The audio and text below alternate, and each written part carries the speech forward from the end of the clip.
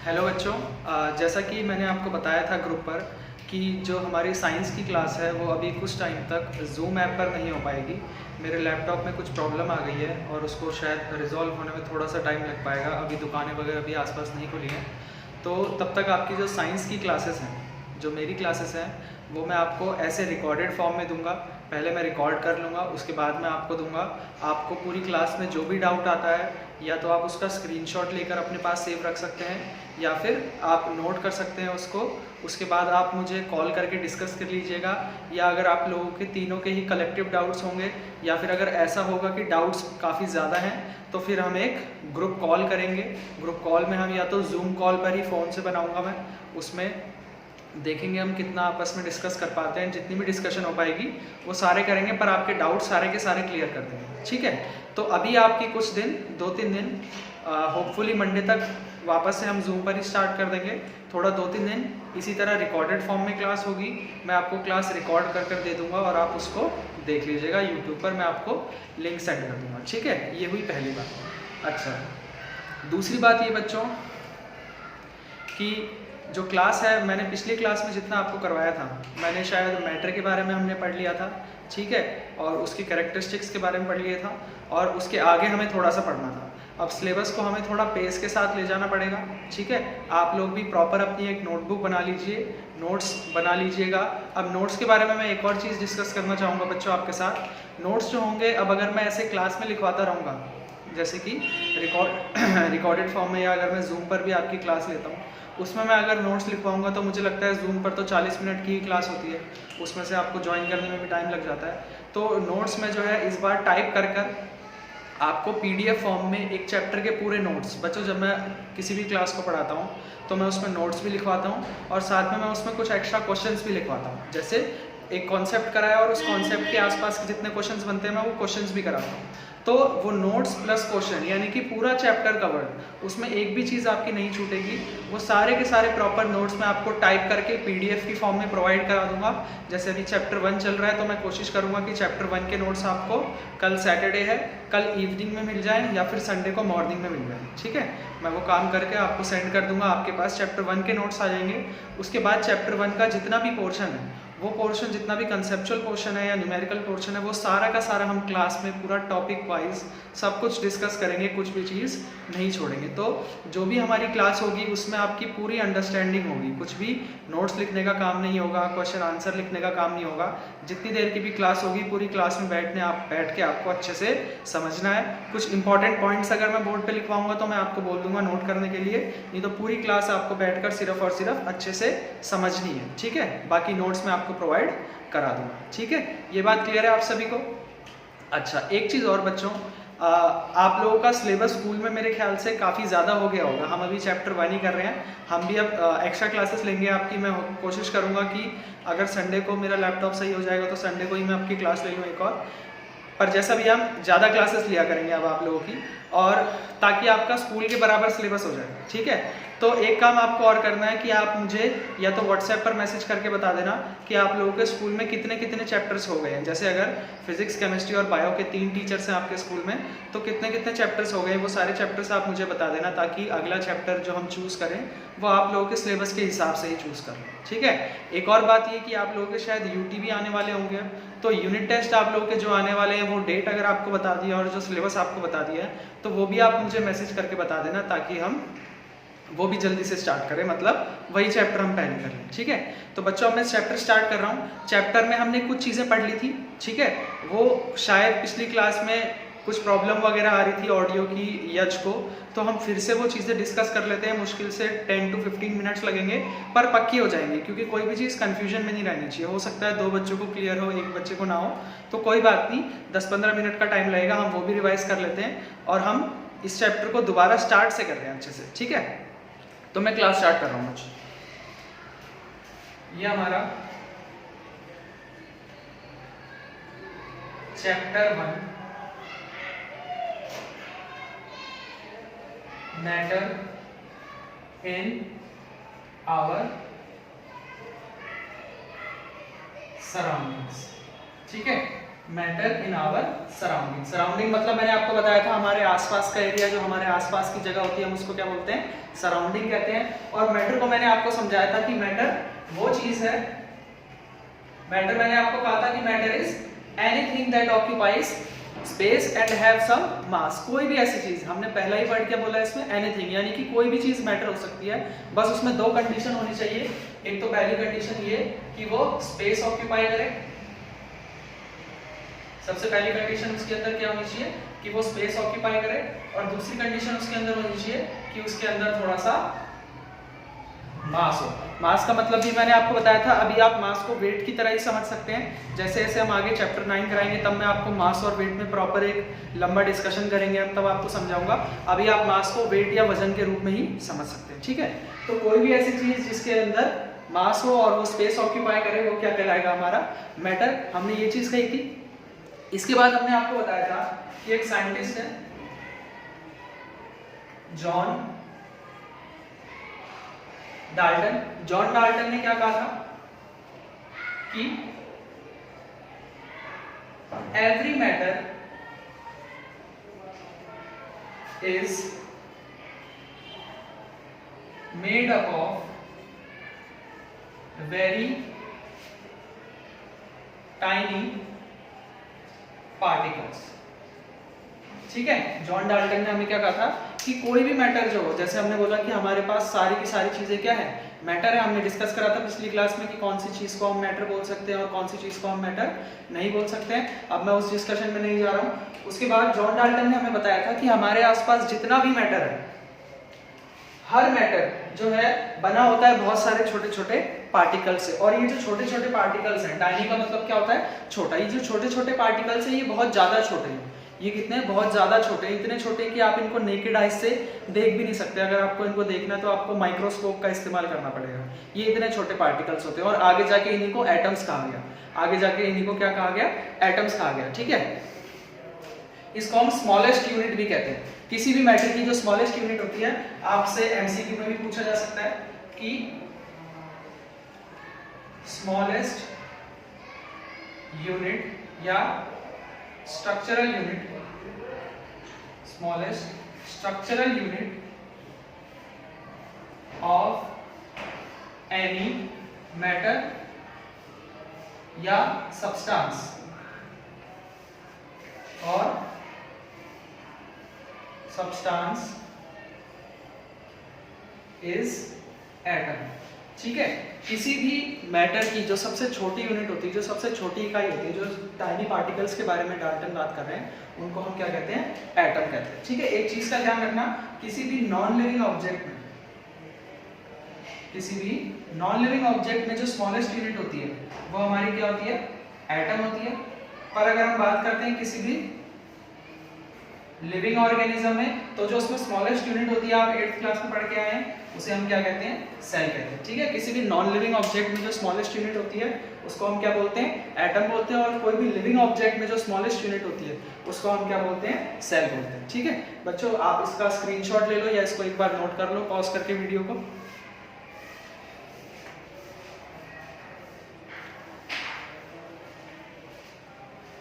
चलो तो आगे चलते हैं।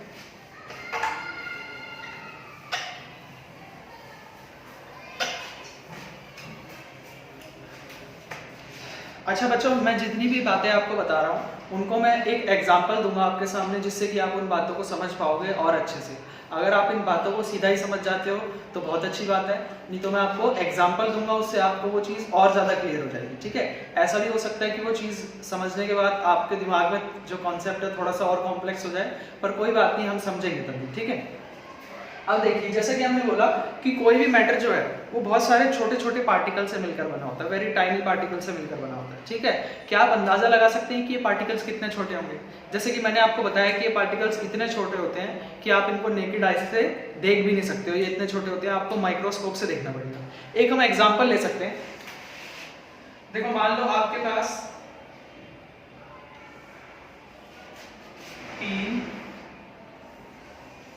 4 बकेट में पानी भरा हुआ है। आपके पास क्या है, 4 बकेट में पानी भरा हुआ है, ये प्योर वाटर है। 4 बकेट में आपने क्या डाला हुआ है, प्योर वाटर डाला हुआ है। आपके पास 4 बकेट हैं और आपने चारों बकेट में क्या डाला हुआ है, प्योर वाटर डाला हुआ है। ठीक है, अब मैं क्या करता हूँ, मैं एक गुलाल का पैकेट लेके आता हूँ, कोई भी कलर का पैकेट लेके आता हूँ और वो मैं इस बकेट के अंदर डाल देता हूँ। ठीक है, मान लो मेरे पास रेड कलर का गुलाल था, लाल कलर का गुलाल था, तो इस पूरी बकेट के अंदर जो पानी है उसका कलर क्या हो जाएगा, रेड हो जाएगा बच्चों, है ना। इस पूरे जो बकेट है उसके पानी का कलर क्या हो जाएगा, रेड हो जाएगा। अब मुझे एक बात बताइए, अगर मैं इस बकेट में से एक मग वाटर निकालूं और मैं इस बकेट में डाल दूं, मैं क्या करता हूं, इस बकेट में से एक मग पानी निकालूं और मैं इस बकेट में डाल दूं, यहाँ पर प्योर वाटर था, क्या इस वाटर का कलर थोड़ा सा चेंज होगा, बिल्कुल सही, इस वाटर का कलर भी थोड़ा सा चेंज होगा, भले ही इसके मुकाबले थोड़ा सा हल्का कलर होगा पर इसका कलर भी कैसा हो जाएगा, थोड़ा सा रेड रेड हो जाएगा। अब अगर मान लो मैं इस बकेट से एक मग पानी निकालूं और इस बकेट में डाल दूं, पहले मैंने यहाँ से यहाँ डाला, अब मैं क्या करूं, यहाँ से यहाँ डालूं, तो इसके कलर में कुछ चेंज आएगा क्या, इसके कलर में भी कुछ चेंज आएगा, पर वो इससे भी हल्का हो जाएगा, पर चेंज जरूर आएगा। ये एक्टिविटी आप घर पे भी कर सकते हो, है ना। और फिर मान लो मैं इसके बाद इधर भी डालूं, तो यहाँ से जब मैं पानी उठा के यहाँ डालूंगा तो उसमें भी कलर चेंज आएगा, हालांकि बहुत हल्का आएगा पर कलर का चेंज आता ही रहेगा। ऐसा क्यों हो रहा है कि वो जो कलर के पार्टिकल्स हैं वो और छोटे छोटे रूप में टूटते जा रहे हैं, और छोटे छोटे रूप में टूटते जा रहे हैं, जैसे ही हम उसको दूसरे सॉल्यूशन में डाल रहे हैं। और ऐसी कितनी बकेट लगेंगी, जब एक ऐसी स्टेज आ जाएगी कि मैं एक बकेट ऐसी है मेरी जिसमें कलर है पानी में और यहाँ से उठा के मैंने दूसरे में डाला तो कलर बिल्कुल भी चेंज नहीं हुआ, ऐसी पता नहीं कितनी थाउजेंड्स ऑफ बकेट लग जाएंगी, तब जाके ऐसी स्टेज आ भी सकती है या शायद उससे भी ज्यादा लग जाए। ठीक है, तो यहाँ से हम अंदाजा लगा सकते हैं कि जो मैटर के पार्टिकल्स हैं वो कितने ज्यादा छोटे हैं, कितने ज्यादा स्मॉल हैं। ठीक है, इसको नोट करना है तो आप एक बार पॉज कर ले वीडियो को।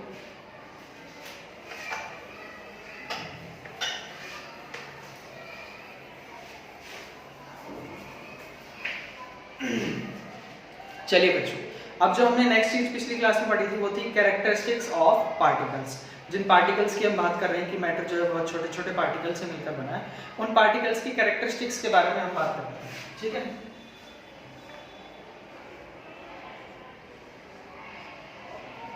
Characteristics of particles. ठीक है, तो 3 कैरेक्टरिस्टिक्स बताए थे मैंने आपको। सबसे पहला क्या बताया था कि particles of matter have space between them. जो मैटर के पार्टिकल्स होते हैं उनके बीच में क्या होता है, स्पेस होता है ना। और इसके लिए मैंने आप लोग को एक एग्जांपल भी दिया था, वो एग्जांपल मैं आपको फिर से बता देता हूं। देखो, मान लो आपने एक गिलास में पानी लिया, आपने क्या करा, एक गिलास में पानी ले लिया, ये क्या हमारा वाटर है। ठीक है, एक गिलास में पानी लेने के बाद आपने क्या करा कि ये पानी का लेवल कितना है, आपने वो लेवल मार्क कर लिया, उस लेवल पे क्या कर लिया आपने, निशान लगा लिया। उसके बाद क्या करा आपने, उसके बाद आपने 4 चम्मच स्पून में सॉल्ट, ठीक है, आपने क्या करा, इस पानी के अंदर 4 चम्मच नमक डाल दिया। पहले 1 चम्मच नमक डाल के घोल दिया, दूसरा चम्मच नमक डाल के घोल दिया, फिर तीसरा और फिर चौथा। ठीक है, एक गिलास में आपके पास पानी था, आपने पानी का लेवल कितना है वो निशान लगा लिया और उसके बाद आपने उसके अंदर 4 चम्मच नमक डाल दिया। अब बच्चों मुझे एक बात बताओ कि 4 चम्मच नमक डालने के बाद पानी का लेवल क्या बढ़ गया होगा या कम हो गया होगा या उतना ही रहा होगा? 4 चम्मच नमक डालने के बाद पानी का लेवल बढ़ गया होगा, कम हो गया होगा या उतना ही रहा होगा? वेरी गुड, पानी का लेवल कैसा रहा होगा, जितना पहले था उतना ही रहा होगा। तो ये जो मैंने 4 चम्मच नमक डाला और वो जो नमक के पार्टिकल्स थे वो कहाँ चले गए? वो नमक के पार्टिकल्स असल में कहाँ गए कि ये जो पानी था, इस पानी के जो पार्टिकल्स थे उन पार्टिकल्स के बीच में क्या था, स्पेस था। यहाँ पर आप देख पा रहे हैं ना, इनके बीच में क्या है, स्पेस है। तो वो जो नमक के पार्टिकल्स हैं उन स्पेस के बीच में जाकर बैठ गए, इसलिए पानी का लेवल नहीं बढ़ा। तो ये पॉइंट क्लियर हुआ आप सभी को? आप एक बार वीडियो को पॉज करके इसको नोट कर सकते हैं।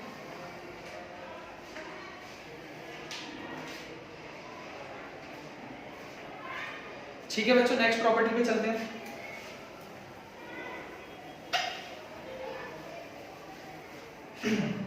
नेक्स्ट प्रॉपर्टी थी हमारी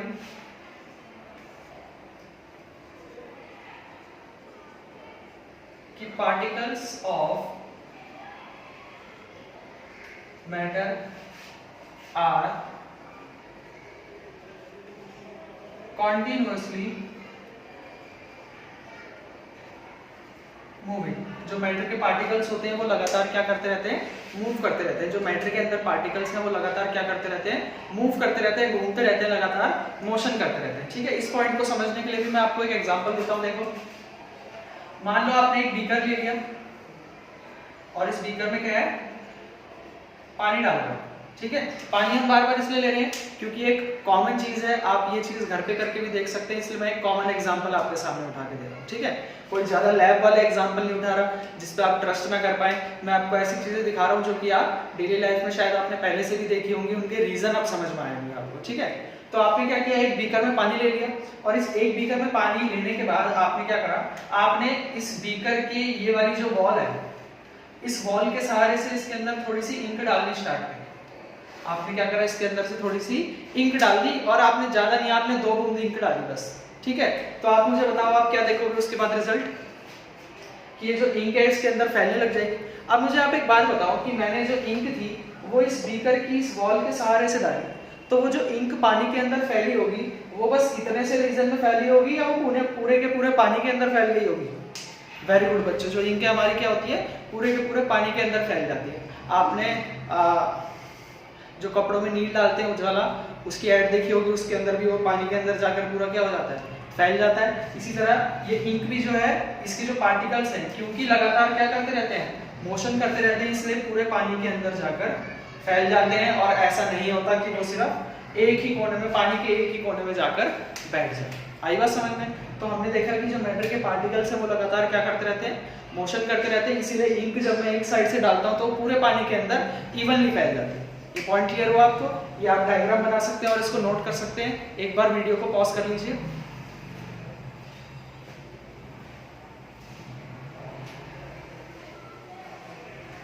ठीक है बच्चों, नेक्स्ट प्रॉपर्टी पर चलते हैं। बच्चों तीनों ही प्रॉपर्टी यहां तक मैं आप लोगों को करा चुका हूं, इसलिए मैं थोड़ा सा फास्ट चल रहा हूं। ठीक है, अगर फिर भी दिक्कत आए तो मुझे आप बता देना, नेक्स्ट टाइम हम स्लो चलेंगे थोड़ा, पर यहाँ तक हम पहले से सब कुछ डिस्कस कर चुके हैं, इसलिए मैं थोड़ा सा फास्ट चल रहा हूँ। ठीक है, नेक्स्ट थर्ड पॉइंट है कि particles of matter attract each other. जो मैटर के पार्टिकल्स हैं वो एक दूसरे को क्या करते हैं, अट्रैक्ट करते हैं, एक दूसरे को अपनी तरफ खींचते हैं। ठीक है, हमने क्या बोला कि जो मैटर के पार्टिकल्स हैं वो एक दूसरे को अट्रैक्ट करते हैं, एक दूसरे को अपनी तरफ खींचते हैं, एक फोर्स के कारण, एक बल के कारण वो एक दूसरे की तरफ खींचे चले जाते हैं। ठीक है, इसका भी मैं आपको एक एग्जांपल देता हूं। मान लो आपके घर में एक नल है, ठीक है, इस नल में से पानी गिर रहा है। ठीक है, अब मैं क्या करता हूं कि ये जो पानी का बहाव जा रहा है, जो वाटर की स्ट्रीम है, मैं इस स्ट्रीम के अंदर उंगली लगा देता हूं, तो उसकी वजह से क्या होगा, ये पानी जो है उंगलियों की साइडों से निकलने लग जाएगा, है ना। और उसके बाद क्या होता है, अगर आपने उसके नीचे बीच में उंगली डाला दी तो पानी क्या ऐसे निकलने लग जाएगा, पूरा ऐसे फैल जाएगा क्या दोनों साइड? नहीं, वो क्या होता है, थोड़ी देर बाद वापस से एक दूसरे पर चिपक जाते हैं और वो ऐसे नीचे गिरने लग जाता है पानी, है ना। जो पार्टिकल्स होते हैं वो आपकी उंगलियों के सहारे वहां से जाएंगे, जैसे कि आपकी उंगली है तो कुछ यहाँ से जाएगा पानी, कुछ यहाँ से जाएगा और नीचे जाकर वो वापस से क्या हो जाएगा, चिपक जाएगा एक दूसरे से। पानी बाद में साथ साथ ही चलने लगेगा, जैसे पानी पहले एक साथ था, उसके बाद आपने बीच में उंगली लगाई तो जिसकी वजह से वो अलग हो गए, पर बाद में दोबारा से क्या होने लग जाते हैं, एक साथ ही चिपक जाते हैं और एक साथ ही जाने लग जाते हैं। ठीक है, तो यहाँ पर हमने देखा कि जो पार्टिकल्स होते हैं मैटर के, वो क्या करते हैं, एक दूसरे को अट्रैक्ट करते हैं, एक दूसरे को अपनी तरफ वो करते हैं। एक सेकेंड,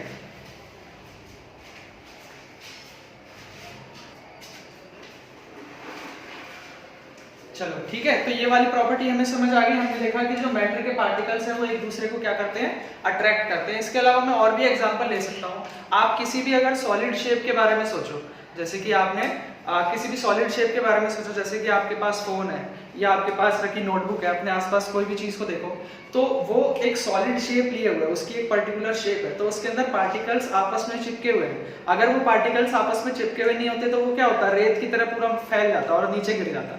पर वो सॉलिड जो है एक शेप बना के बैठा हुआ है। वो एक शेप बना के कैसे बैठा हुआ है, क्योंकि उसके जो पार्टिकल्स हैं एक दूसरे को क्या कर रहे हैं, अट्रैक्ट कर रहे हैं। ठीक है, आई होप ये नोट कर लिया होगा आपने।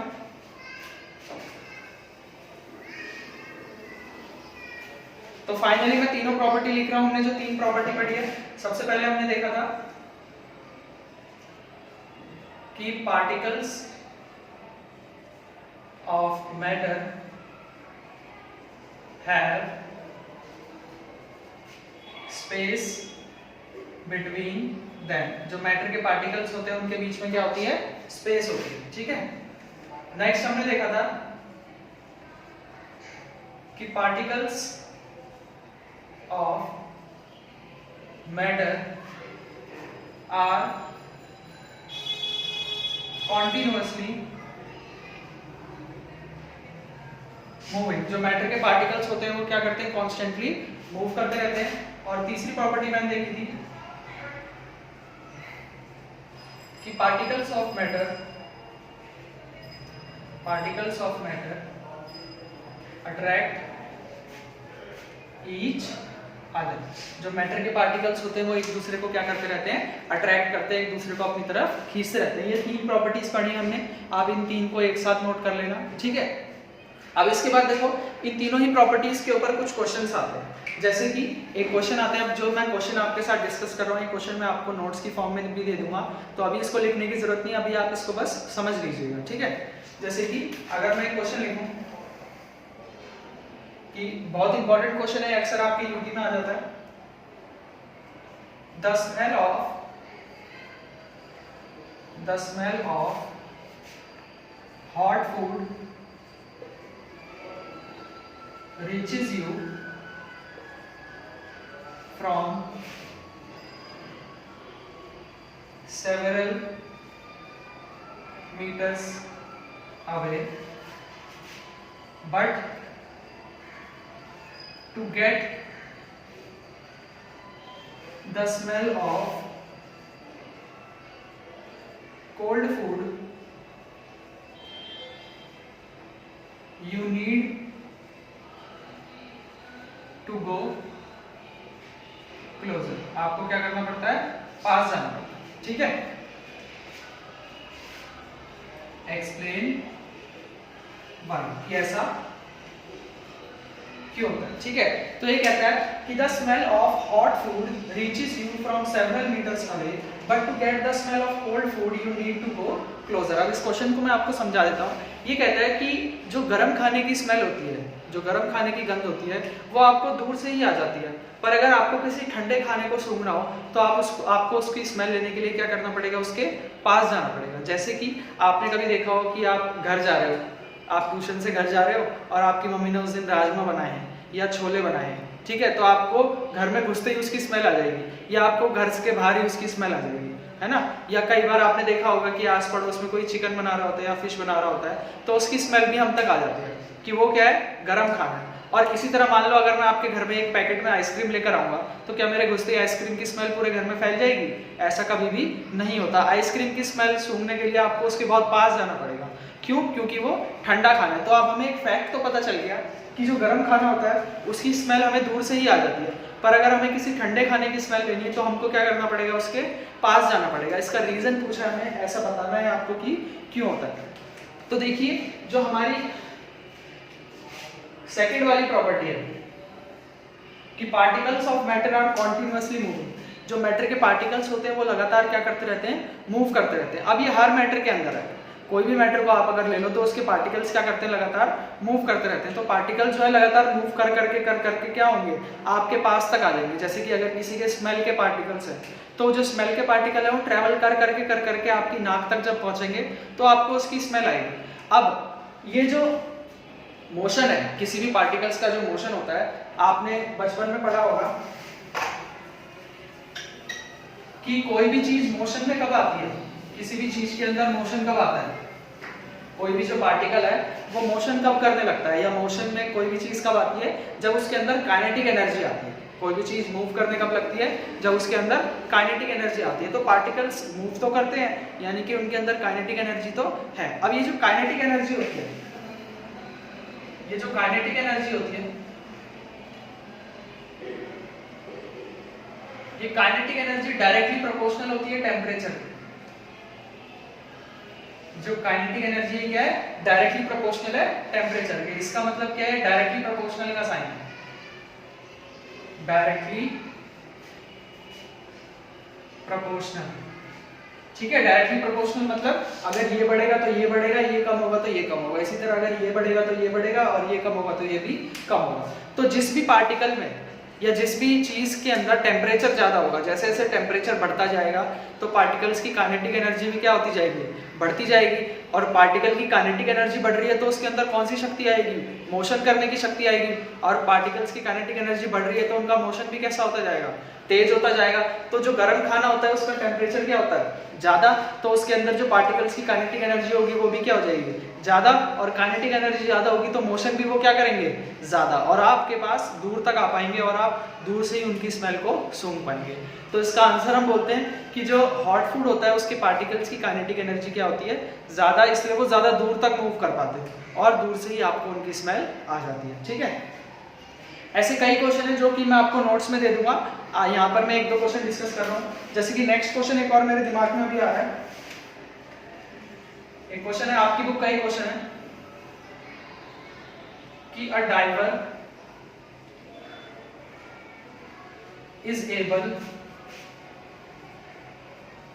to cut through the water in a pool, but you cannot cut a wooden block like this। वाह, ये कह रहा है कि एक जो डाइवर होता है, एक जो गोताखोर होता है जो कि पानी में तैरता है, वो पानी को ऐसे काटता हुआ निकल जाता है। एक पूल में पूरा पानी भरा हुआ है, वो एक एंड से जाता है और पानी को चीरता हुआ बाहर तक निकल जाता है, पार तक निकल जाता है। पर अगर मैं आपके सामने एक वुडन ब्लॉक रखूं तो आप क्या उस वुडन ब्लॉक के बीच में अपना हाथ घुसा के ऐसे पूरा आर पार निकाल दोगे? ऐसे आप नहीं कर पाओगे, है ना। तो यहाँ पर हमारी प्रॉपर्टी आती है कि जो पार्टिकल्स होते हैं मैटर के, उनके बीच में स्पेस होता है, ये तो हमने पढ़ा ही था, है ना। पर कुछ चीजें ऐसी होती है जिनके अंदर वो स्पेस जो है कम होता है और कुछ चीजें ऐसी होती है जिनके अंदर वो स्पेस ज्यादा होता है। ठीक है, आप लोगों ने स्कूल में पढ़ लिया होगा, सॉलिड्स के अंदर जो पार्टिकल्स होते हैं वो बहुत पास पास लगे होते हैं तो उनके बीच में स्पेस क्या है, कम है। और लिक्विड के अंदर जो पार्टिकल्स हैं वो दूर दूर होते हैं तो उनके बीच में स्पेस क्या है, ज्यादा है। तो उनके बीच में स्पेस ज्यादा है इसलिए मैं उसको चीरता हुआ आगे निकल सकता हूँ, पानी के अंदर कट कर सकता हूँ मैं उसको। पर जो सॉलिड होता है उसके अंदर पार्टिकल्स जो होते हैं वो बहुत पास पास होते हैं, इसलिए मैं उसको काटता हुआ नहीं निकल सकता। ठीक है, इसलिए जो एक डाइवर है वो पानी को तो काटता हुआ निकल जाता है पर वो ऐसे किसी लकड़ी के टुकड़े को काटता हुआ आगे नहीं निकल सकता। क्यों? क्योंकि यहाँ पर पार्टिकल्स के बीच में स्पेस ज्यादा है और यहाँ पर पार्टिकल्स के बीच में स्पेस क्या है, कम है। ठीक है, एक बार आप इसको पॉज करके नोट कर लो।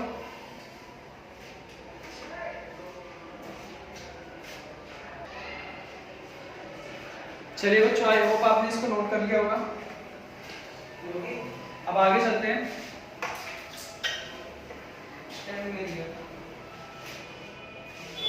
ठीक है, अब मैं आपको 3 स्टेट्स ऑफ मैटर के बारे में बताऊंगा, यानी कि सॉलिड्स के बारे में, लिक्विड्स के बारे में और गैस के बारे में। और तीनों के डिफरेंस बताने से पहले जो उसके अंदर हम पॉइंट्स यूज करने वाले हैं थोड़ा सा हम उनको डिस्कस करेंगे। ठीक है, जो कि हम उसके अंदर यूज करने वाले हैं, जिसमें सबसे पहले rigidity.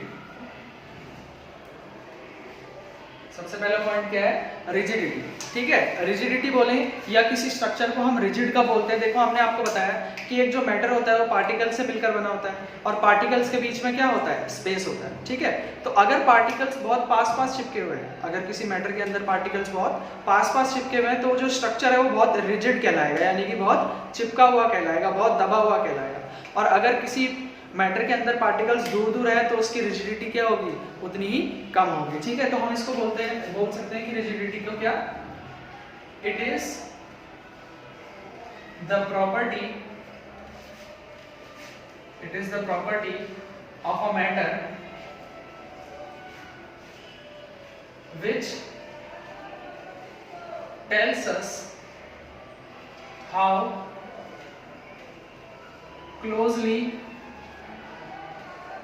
the particles are held together, यानी कि जो पार्टिकल्स हैं वो आपस में कितनी पास पास रखे हुए हैं। ठीक है, इसी तरह हमने देखा है कि जो सॉलिड होते हैं उनका स्ट्रक्चर बहुत रिजिड होता है। जो भी चीज बहुत ज्यादा टाइट होगी उसका स्ट्रक्चर क्या होगा, बहुत ज्यादा रिजिड होगा, यानी कि उसके अंदर पार्टिकल जो है बहुत पास पास चिपके हुए होंगे। ठीक है, और जिसके अंदर पार्टिकल दूर दूर होंगे उसका स्ट्रक्चर भी ज्यादा रिजिड नहीं होगा। ठीक है, इसी तरह नेक्स्ट आता है कंप्रेसिबिलिटी।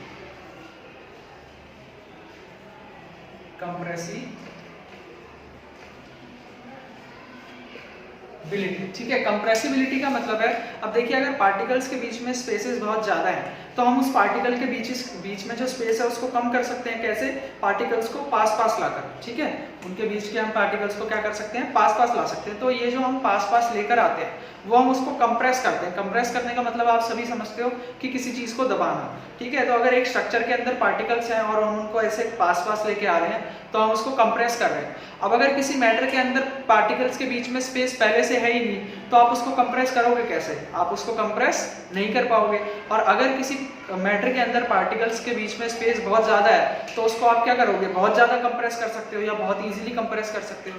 तो कंप्रेसिबिलिटी किसी मैटर की वो प्रॉपर्टी है जिसके तहत उसको कितना ज्यादा कंप्रेस किया जा सकता है या कंप्रेस किया भी जा सकता है कि नहीं, हमें ये पता चलता है। अब अगर यही मैं सॉलिड, लिक्विड और गैस के बारे में बात करूं तो सॉलिड में तो पार्टिकल्स के बीच में स्पेस है ही नहीं तो उसकी तो कंप्रेसिबिलिटी हो ही नहीं पाएगी, उसको तो हम कंप्रेस और ज्यादा कर ही नहीं सकते क्योंकि स्पेस है ही नहीं, तो कम कैसे करोगे। इसी तरह लिक्विड के बीच में स्पेस है तो उसको कंप्रेस किया जा सकता है, और गैसेस के बीच में और भी ज्यादा स्पेस है तो हम उसको और भी ज्यादा कंप्रेस कर सकते हैं। ठीक है, अब नेक्स्ट मैं आपको सॉलिड, लिक्विड और गैस तीनों के बीच में डिफरेंस डिस्कस करते हैं। सॉलिड्स, लिक्विड और गैसेस। सॉलिड्स, लिक्विड्स और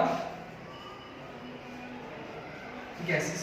ठीक है, तो सबसे पहले तो आप बचपन से पढ़ते हुए आए हैं कि जो सॉलिड होते हैं उनकी शेप डेफिनेट होती है, उनकी शेप कभी भी चेंज नहीं होती, और उनका जो वॉल्यूम होता है वो भी क्या होता है, डेफिनेट होता है। तो हम बोल सकते हैं कि दे हैव